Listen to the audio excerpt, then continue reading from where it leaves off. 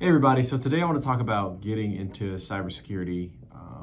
In this day and age, in 2024, there's hundreds of applicants on every single cybersecurity job. There's tons of people talking about it, charging ridiculous amounts of money, trying to get you to get the next certification or course or whatever it is. Maybe you come from a separate industry and you have work experience, or you don't have any at all. Those are the people I'm kind of directly talking to with a lot of these first few steps. But if you already have work experience in IT, then there's a good chance that you'll be able to skip over maybe some of these first few steps. Essentially, the guide of this video is a step-by-step lay of the land of how I got into the field.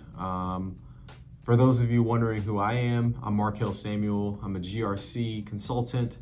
I help various organizations with multiple frameworks such as PCI DSS, NIST CSF, and SOC 2. So we're going to break this down into 7 practical steps for you to be able to land a job. Also, I'm going to take into account that this is going to be a long-term vision. So this is not a how to get a cybersecurity job in 90 days. Instead, I'm going to give you a practical but yet really good chance that you can land a job within this field. The first step is going to be understanding what type of opportunities you want to go for. There's a lot of courses out there and people spraying and praying, applying to multiple different jobs across multiple different aspects of cybersecurity. I'm going to break it down into 4 simple roles and positions, and you probably are going to fall within one of these 4. The first role is a penetration tester, and what you're looking for as a penetration tester, typically this person's day-to-day job is conducting penetration tests and security assessments to identify some vulnerabilities and weaknesses within a company's systems. This is typically a predefined engagement with a scope, so from here to here, and you can't interact with anything outside of those boundaries. This field is a very lucrative and sought after field. You'll probably use some tools such as Metasploit, Burp Suite, Nmap. You'll have to be proficient in several of those tools, but we'll get into some of the practical steps about how you'll actually build that skill set up. The second career path is a SOC Analyst role, and what this looks like is you're a member of a security operations center within an organization. Some of your responsibilities will include monitoring security alerts as they come through some sort of log aggregation system such as Splunk, Elastic Stack. There's several other tools out there. There's way more SIM tools now than there were 5 years ago, so I'm sure I can't keep up with what everybody's using. You're essentially parsing through logs throughout your day, creating alerting configurations and scripts in order to be able to figure out what's going on within an organization. You're basically the eyes and ears and the front line of an organization. The next role, which is one that is not as popular, is a vulnerability management analyst. So this role actually has become way more popular, and I think partially because used to be a generalist task, but essentially your entire job is you are the company's person to go to for identifying, prioritizing, and managing vulnerabilities within an organization. Actually, you'll take those known vulnerabilities and then you'll send out basically tickets, or you'll send out notifications to those system owners to be able to patch whatever the system is within the organization. Typically, tools out there used during this position are going to be OpenVAS, Tenable Nessus, Qualys. There's several others out there, but essentially these tools are used to scan for vulnerabilities across the organization and eventually use a report and being able to understand and remediate those high priority findings, whatever those may be. Depending on if you're in the public sector, depending on if you're in the federal government, depending on if you're somewhere in the private sector at a large company, or if you're somewhere using operational technology, software and systems, there's a good chance your skill set can differ and your job roles and responsibilities can as well, just because you'll have to understand and know legacy operating systems. So depending on that role, it can look very different depending on the size of the organization. The third role that I want to talk about, and this is the role that I'm most familiar with, is the GRC Analyst role. So typically in this role, you're looking at someone whose day-to-day is probably going to be something in the governance, risk, or compliance portion of the organization. And what this kind of looks like is, if you're in the governance side, you're more in the people, process, structure, technology, policies area. These are just guiding decision-making, accountability, standards. So this could be security awareness training, writing policies or procedures, creating rules, standards, structures, writing up documentation. If you're on the risk management side, there's a good chance you are probably a consultant if you're entry level. Typically, this day-to-day looks like you're just identifying, assessing, and mitigating risk within an organization. You can either be on the client side, and what I mean by client side is the company side, or you can be on the consultant or external facing person side. And typically this role is done by someone externally facing, and they're constantly talking to management, talking through their risk, figuring out ways to mitigate those risks, and talking through risk acceptance. The third type of area of GRC as a GRC analyst is compliance. This is the area, once again, that I'm most familiar with and the area that I've been in the longest. So compliance is simply referring to laws, regulations, standards, policies, externally facing to validate an organization's security posture. The last role that I want to talk through is a information security analyst or a generalist. And typically what this role looks like is you're internal within an organization and you're their go-to person for multiple areas across the business for the 4 roles that I've just named. So, all right, now that we've dived into the roles, let's talk a little bit about how we actually get them. So the second part is going to be building the foundation for the career that you really want. The way that I went about doing it is I actually went about getting just the entry-level certifications, just enough to get me through the door. So for federal jobs, you're definitely going to need a Security Plus. I actually haven't taken the Security Plus. However, a lot of my colleagues have that are in the federal sector, and they all agree it's basically your way to getting into almost any federal contracting or government job. Another certification that I recommend just for foundational knowledge is the Certified in Cybersecurity. I don't know if this certification is free anymore, but when I took it, it was. I do know after the free promotional period, it was $100 for the certification. So very cheap as far as certifications goes. And honestly, it's not a hard exam at all. It's very foundational, and it'll actually be good to build your block to actually have a foundational set of knowledge. Another certification that I recommend is the Certified Cloud Practitioner certification. I actually got the certification as well just because I knew I wanted to learn a little bit about what's going on as far as cloud providers goes. And honestly, it probably was one of the better foundational knowledge certifications that I've taken, and I actually recommend everyone in IT take this certification simply because you'll know the lingo of the tools as well as the methodologies for cloud, especially within AWS, but also that's transferable across multiple cloud service providers. The last one is the Pentest Plus.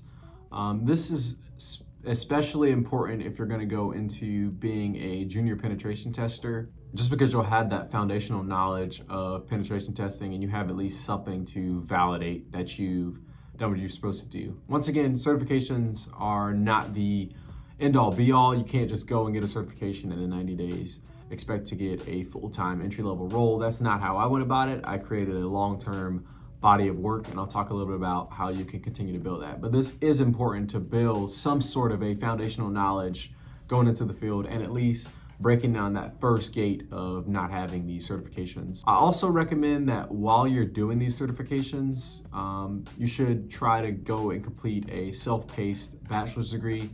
I know, there's been tons of people saying that you don't need a bachelor's degree in this field. However, I feel as though my bachelor's degree actually propelled me a little bit forward just because I actually took a really good program, and throughout the program I actually got my certifications and did a bunch of projects and labs that were very applicable to talk about in interviews and networking events and things of that nature.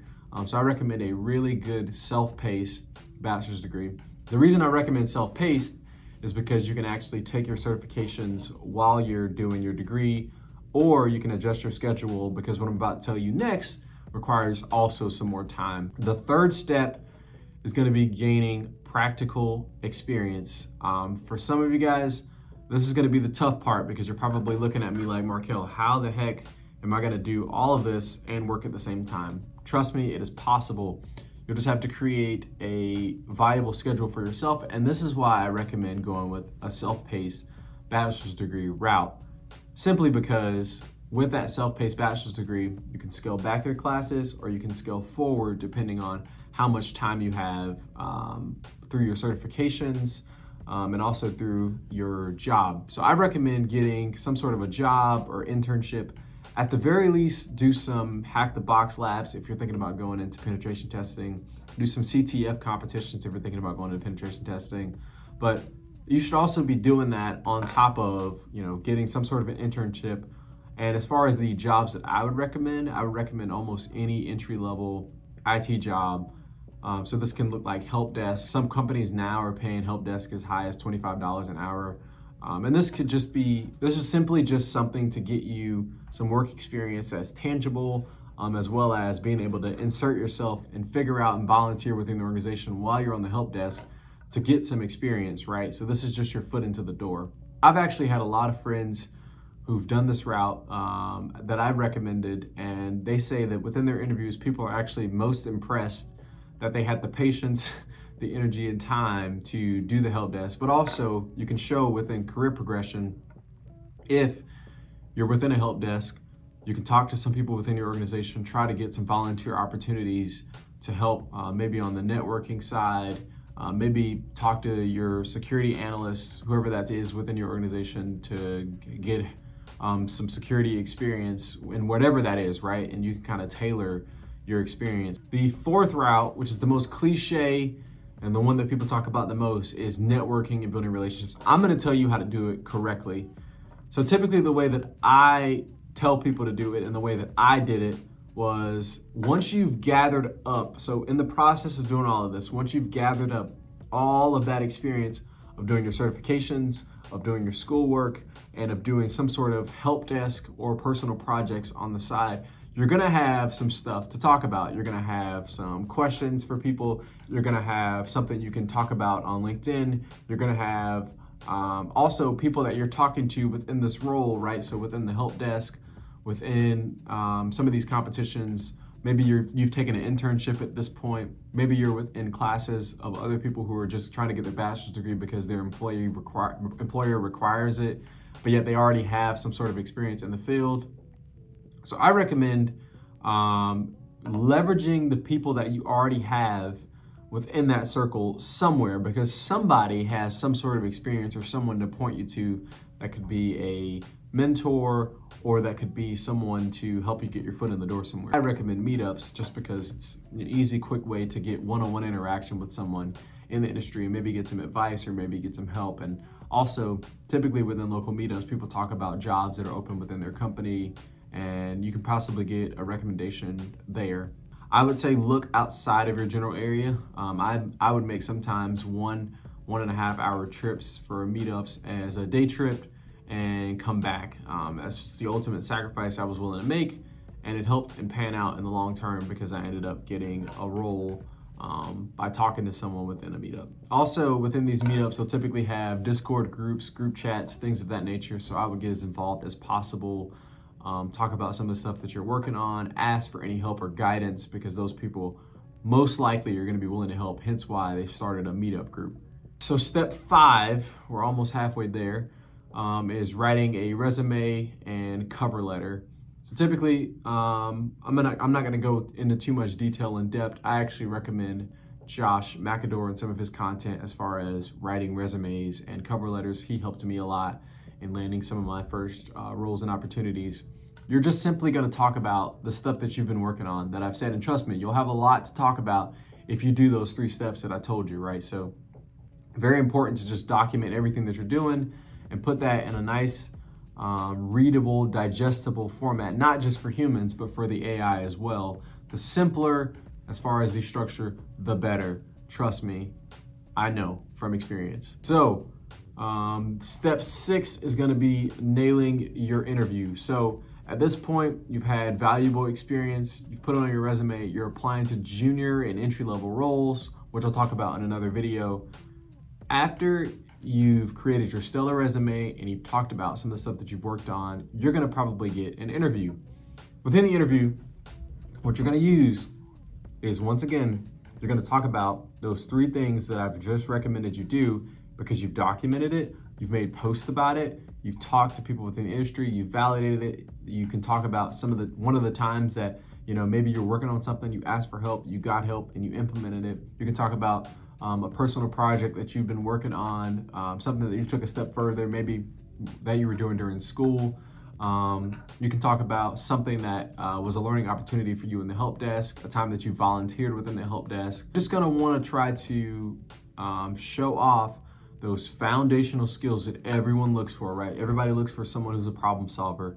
Everyone looks for someone who volunteers for things and wants to learn. Everyone looks for someone who is always willing to step in and learn and figure out where things are. And that's the most important key. You're gonna explain how, when you get within the organization, you've always in the past looked for opportunities to learn, and you're gonna speak to it. You're not just gonna say, oh, I'm gonna get in here, I'm gonna be scrappy, I'm gonna learn. No, you're gonna speak to a time in the past where maybe you're working on help desk, maybe you were in an internship, maybe you asked a question at a meetup, and all of those validate, right, that you have taken the time, you've tried to problem solve, you've asked questions, you've implemented feedback, and those are all anybody can ask for, right? I will tell you, you'll probably apply to 300 jobs and you'll probably maybe get 1 or 2 interviews. So it's very, very important that you take this step very, very serious, because once you get the interview, if you do those 3 things that I've told you, you'll have much to talk about. And all you'll need to do is explain what you've done, right? And use and leverage that experience to talk about the type of person you are. If you do that, it'll blow them away. There's a good chance, if you've nailed an interview, that your resume is good and they like your experience. All you need to do is talk about it, right? And you need to sell them on the fact that they want to put their logo on your chest, on their shirt for their company, and that you're a good representation for the organization. All right, step 7. You've now landed your job, probably because you've implemented the past 6 steps that I've talked about. So I would just say at this point, if you do get a couple job offers, if you maybe get 1 job offer, I will caution you that at the end of the day, experience is experience, right? Maybe you didn't get the job that you want out of those 4 areas that I talked about, but at the end of the day, cyber is cyber. And all of those skills are applicable to multiple parts of each other, right? So you can be a vulnerability management analyst and transfer into GRC, or maybe you can start in GRC and transfer into pen testing. I've seen it. Maybe you can start in vulnerability management and go into being a SOC analyst, right? So just take that with a grain of salt. Right now, it's a little tough out there. It's hard to get jobs. So if you land one, I would accept it, especially if you've been applying to multiple places.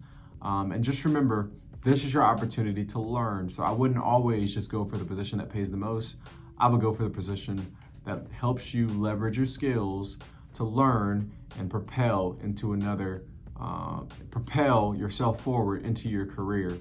Because at the end of the day, this is an entry-level role, right? So this isn't your end-all be-all. This is just something to get your foot in the door and learning opportunity, and that can pay dividends over the course of your career. To close out, I'm going to talk about and recap some of the things that I've said in this video. So step 1 is to understand which part of the cyber field you want to actually go into, whether that is a penetration tester, a SOC analyst within a security operations center, a vulnerability management analyst, or a GRC analyst / professional in the field. You could also be a generalist as well. Those positions are few and far between at this point and kind of difficult to get, but that is an option as well. Second is building a foundation for the skill set that you want to have within the industry. This looks like getting certifications. This looks like going out and starting your bachelor's degree. This looks like doing some CTF competitions and personal labs that are out there, such as Hack the Box, Pico CTFs, or even some of the private competitions that are out there. The third step is gaining practical experience. I recommend getting help desk experience, maybe a cybersecurity internship, looking for CTF competitions, labs. Make sure you document what you've done and show your work. The fourth step is networking and building relationships within the industry. Just talk about the stuff you've been working on. You'll have questions, trust me. Go out, find people where they're at and ask those questions and talk about what you've been working on. Be willing to listen. Don't be so quick to speak, and just absorb and learn as much as you can. And trust me, you'll be likable.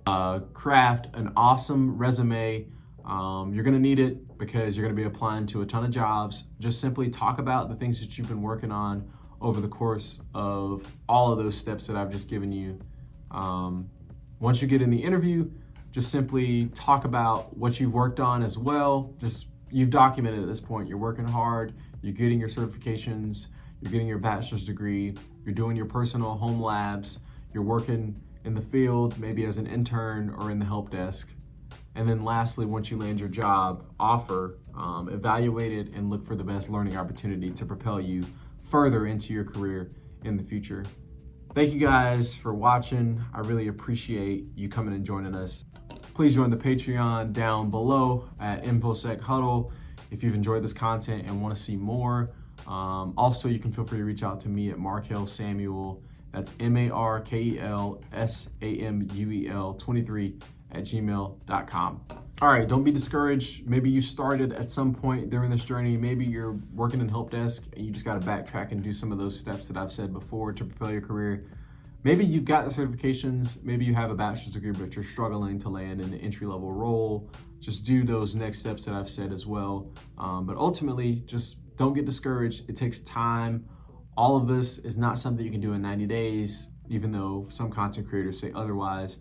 So just be patient, work hard and diligently, control what you can control, and trust me, it'll all be worth it when you get the career that you really want. So appreciate your time, and I'll see you later.